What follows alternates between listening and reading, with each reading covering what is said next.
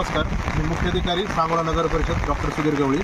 आपण पाहतोय की मागच्या 3 दिवसापासून सांगोला शहरामध्ये आणि सांगोला तालुक्यामध्ये एकंदरीतच पूर्ण राज्यामध्ये खूप पावसाचं प्रमाण वाढलेलं आहे आणि सांगोला शहरामध्ये देखील पाण्याचं प्रमाण वाढत चाललेलं आहे.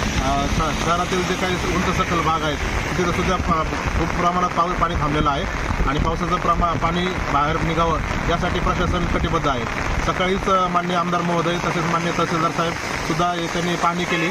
कडलास नाका या ठिकाणी पाणी थांबलेलं होतं आणि डॉक्टर गवळी आणि डॉक्टर गावडे दवाखान्यापाशी सुद्धा पाण्याचं खूप प्रमाण वाढलेलं होतं. प्रशासनाने लागलीच पावलं उचलली आणि सदरचं पाणी ते थांबलेलं आहे तर ते त्याच्यासाठी मशीन आणि माणसं लावून ते पाणी आम्ही क्लिअर करत आहोत. आपल्याला सगळ्यांना या चॅनलच्या माध्यमातून आवाहन करीत इच्छितो की अतिशय महत्त्वाचं काही काम असेल आणि घराबाहेर पडणं गरजेचं असेल तरच आपण घराच्या बाहेर पडावे. आता भारतीय हवामान खात्याने सुद्धा येलो अलर्ट आणि ऑरेंज अलर्ट दिलेला आहे. पुढील 48 तास सुद्धा पावसाचं प्रमाण अशाच प्रमाणात वाढतच राहणार आहे.